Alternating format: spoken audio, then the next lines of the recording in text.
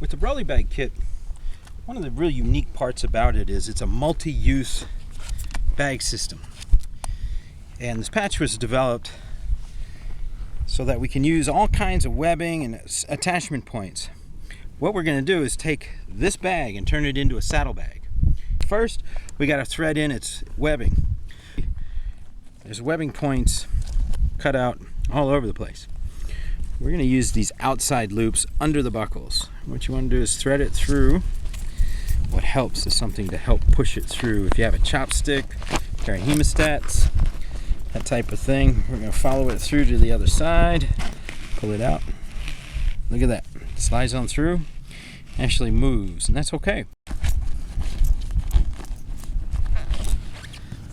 Alright, so our bags are set.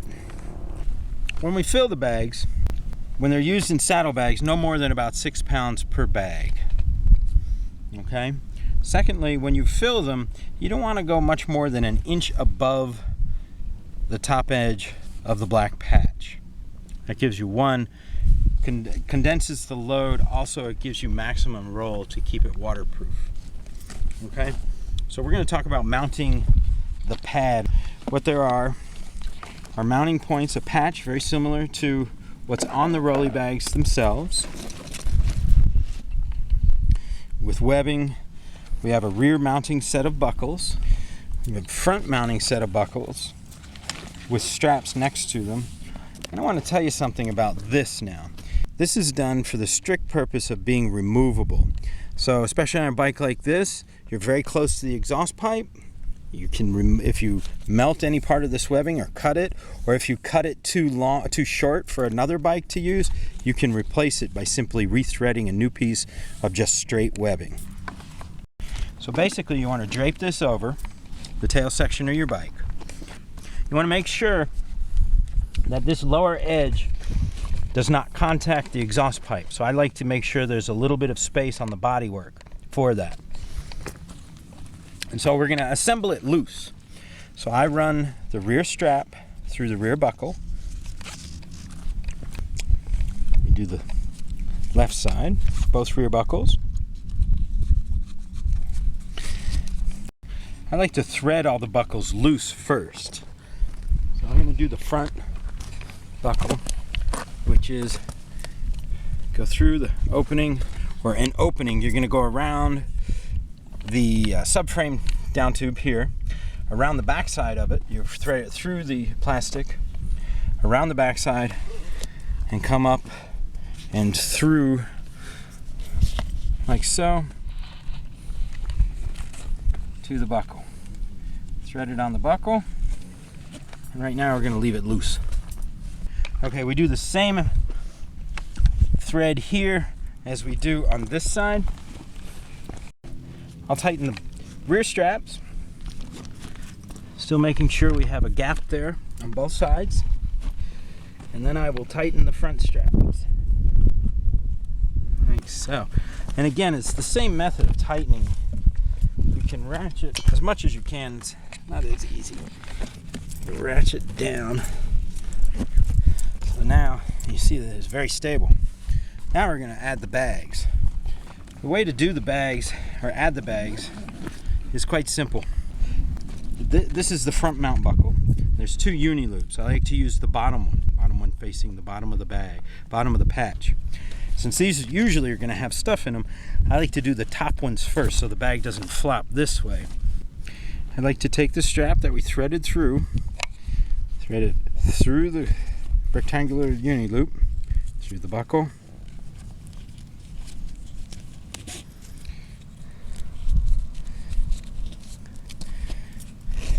and leave it loose. So it's loose. And I'll go to the next one, to this 1-inch slot on the top.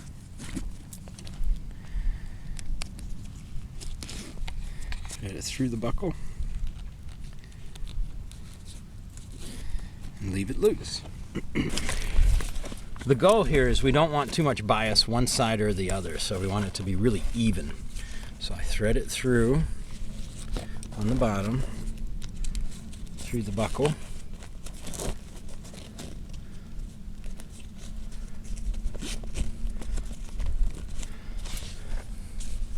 do the last one here.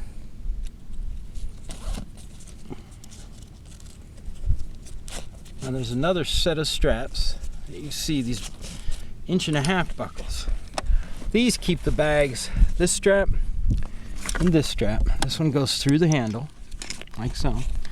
These straps keep the bag nice and centered. It keeps it so it can't fall, drop too far down. Cinch that. We're gonna cinch these. It's now time to cinch this strap. We provide you with these little strap keepers so the tabs don't flap around. So that centers the bag. Now we do the ratchet method of tightening them down, a little on each side, so the bag is nice and even, nice and stable. You can do all 4 like that.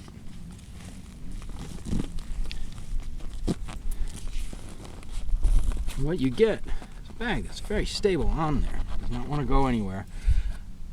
With these, with the tabs of web, unfortunately there's no way to incorporate the keepers on there because these straps are going through. I just like to stick them under the bag, or if I can, I stick them under the webbing to capture them, like so. So the tabs don't flap around. Now a helpful hint is, if you want to get to your bag, you can undo the bag, loosen the top 2, unroll it, get what you need, just loosen the bag, but you don't have to take it off. That makes it much easier.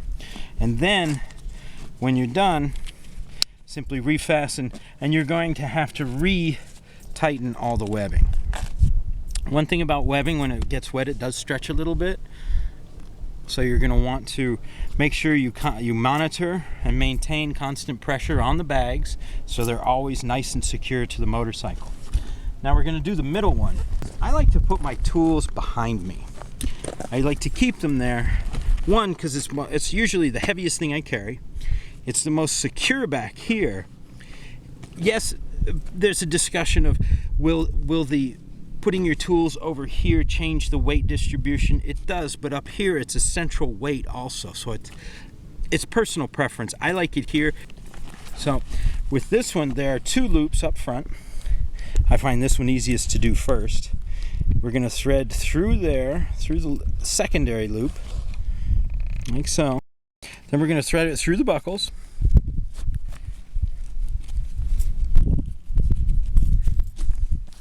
And at the rear side, I incorporated an extra one just in case, just so it's similar to the front. But you can go through either one or both, does not matter. And we will tighten it down. And it gets tightened down the same way on all 4 sides. Very secure. Now I'm going to put the last Rolie bag, an orange one, on the side. So one way also, you can try it this way, is just lightly secure the middle strap. At least the bag's not floating around and it gives you a place to grab onto. Again, I like to do the top one first. Do this. Another option is to do it while it's off the bike. Leave the straps somewhat loose and then put them on and tighten everything down. If you need more space, you can use the medium-sized Rolie bag.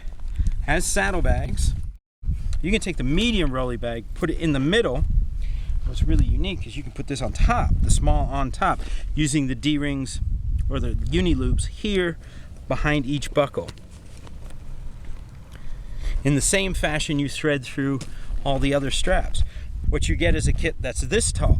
Be very careful and cautious if you do this. It's not designed for aggressive riding. For touring, yes. Aggressive riding, no.